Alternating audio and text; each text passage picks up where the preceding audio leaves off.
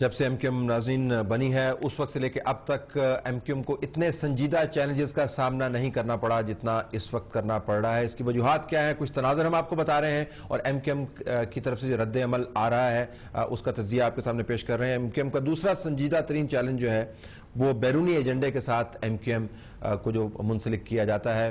ذوالفقار مرزا کے بیانات سے قطع نظر اگر آپ بیانات کو نہیں بھی مانتے تو پھر بھی ایک پوری تاریخ ہے جو ایم کیو ایم کے حوالے سے بیان کی جاتی ہے.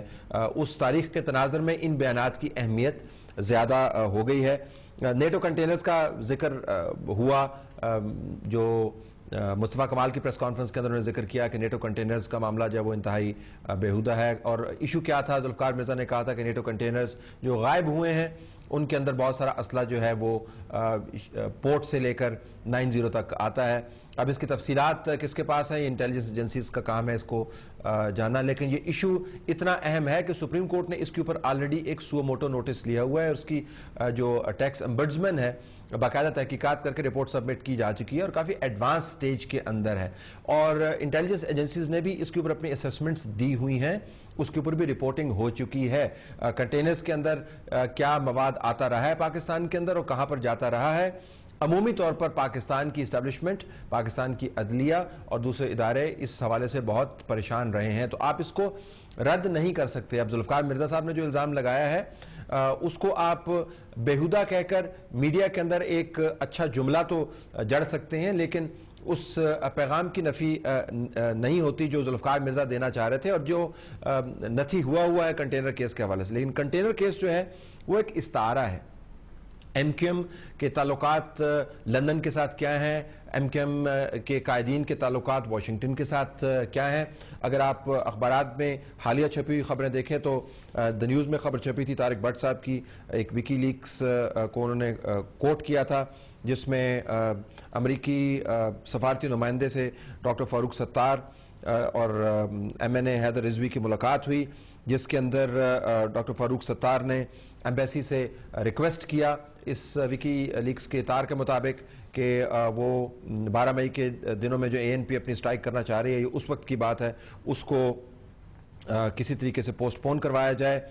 اس کے علاوہ اس میں انہوں نے یہ بھی بتایا کہ ایم کیو ایم جو ہے وہ کتنی اینٹی طالبان ہے, نظام عدل کے خلاف انہوں نے کتنا سٹینڈ لیا ہوا ہے اور وہ کس طریقے سے ڈیمونسٹریشنز جو ہیں وہ اس کے خلاف کر سکتے ہیں. ایک اور اہم زاویہ جو اس کے اندر ہے کہ حیدر رضوی صاحب نے اس وکی لیکس کے مطابق یہ کہا ہے کہ ان کے پاس جو بندوقیں ہیں وہ پشتونوں کی نسبت کم ہیں. اب یہ ایک عکس آپ کو نظر آتا ہے اور یہ ڈائیورس سورسز ہیں.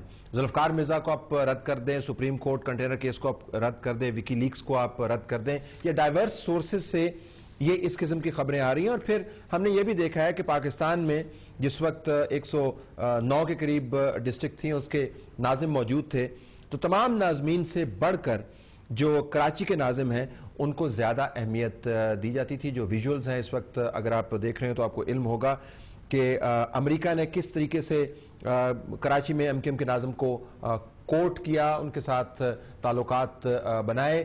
صدر تک جس میئر کی پہنچ ہو تو یقیناً وہ بہت اہم میئر ہوگا. اگر امریکہ کی کسی ریاست کے میئر کو بھی امریکی صدر یا صدور یا صدر کے برابر جو اہم شخصیات ہیں ان تک پہنچ کرنی ہو تو شاید اس کو اتنی آسانی نہ ہو.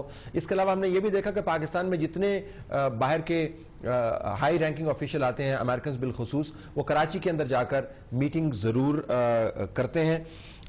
ان معاملات نے ایک شک اور شبہ کو جنم دیا ہے جس کا جواب ایم کیو ایم کو مؤثر انداز سے دینا ہوگا. یہ تمام کی تمام تاریخ جو بیان کر رہے ہیں, جو ڈاکومنٹڈ تاریخ ہے, اس سے آپ منہ نہیں پھیر سکتے. اگر الزامات ہیں, بیہودہ الزامات ہیں, بھونڈے الزامات ہیں, ان میں جان نہیں ہے اور مسلسل لگ رہے ہیں, تو کسی بھی سیاسی جماعت کو ان کے حوالے سے ایک لائحہ عمل مرتب کرنا چاہیے. Denial is not the best policy. اور پھر یہ بھی ہمیں دیکھنا ہوگا ناظرین, الطاف حسین صاحب جنہوں نے آج ایک طویل پریس کانفرنس کی, ان کی شہریت جو ہے وہ ظاہر لندن میں رہتے ہیں, ہی از اے برٹش نیشنل, اور پاکستان کے اندر وہ پاکستان کے فائنینشیل نرو سینٹر کو کنٹرول کرتے ہیں ایک لحاظ سے. اور ویکی لیکس کے اندر یہ بھی بتایا گیا, جو امریکن نے اپنی اسیسمنٹ دی, کہ ایم کیو ایم جو ہے وہ کراچی اور حیدرآباد کو اپنا شہر گردانتی ہے اور اس فائنینشیل نرو سینٹر کو کنٹرول کرتی ہے.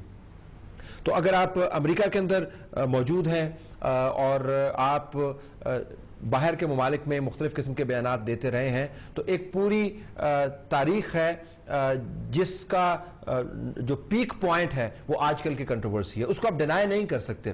الطاف حسین صاحب کا وہ بیان جو حامد میر کے پروگرام میں چلا تھا وہ ہم آپ کو دوبارہ سنوا دیتے ہیں. یہ وہ چیزیں ہیں جو آلریڈی موجود ہیں, اسٹیبلشڈ ہیں, اور میڈیا کے حوالے سے جب میں تجزیہ کروں گا تو میں آپ کو بتاؤں گا کہ یہ تمام سورسز جو ڈائیورس سورسز ہیں, ان کی اہمیت ایم کیو ایم کے لیے بنتی کیا ہے. دیکھتے ہیں کہ ہندوستان میں جو بیان حامد میر کے پروگرام میں چلوایا گیا تھا کچھ عرصہ پہلے, الطاف حسین صاحب کا, وہ کیا بیان تھا. The division of the subcontinent was the greatest blunder in the history of mankind. It was not the division of the land, but the division of the blood. میں انڈیا کی گورنمنٹ کی پوری ٹیم سے opposition سے یہ درخواست کروں گا کہ جو پاکستان کی اسٹیبلشمنٹ میں آج کے بعد اگر کوئی تانا مہاجروں کو ہجرت کرنے والوں کو یہ دے, تو میں انڈیا کی حکومت اور انڈیا کے تمام اپوزیشن سے, تمام ہیومن رائٹ پر بلیو کرنے والوں سے یہ ریکویسٹ کروں گا کہ خدا کے لیے آپ انہیں معاف کریں. یہ ایک زاویہ ہے جس کو آپ نظر انداز نہیں کر سکتے. جو ماضی کے بیانات ہیں ان کے بارے میں کہا جا سکتا ہے کہ جو الفاظ بیان کیے جاتے ہیں وہ پھر تاریخ کا ایک حصہ بن جاتے ہیں اور وہ تناظر بنا دیتے ہیں جن کے اگینسٹ وہ میموری بینک بن جاتا ہے, جس کے اگینسٹ موجودہ حالات کا تجزیہ کیا جاتا ہے. ہم بریک لیں گے ناظرین. یہاں پر ایم کیو ایم کے سنجیدہ ترین سیاسی چیلنجز اس وقت کیا ہیں اس کا ہم تجزیہ آپ کے سامنے پیش کر چکے ہیں. ہم سیاسی حوالے سے بھی ایم کیو ایم کے چیلنجز کا ذکر کریں گے آفٹر دس بریک.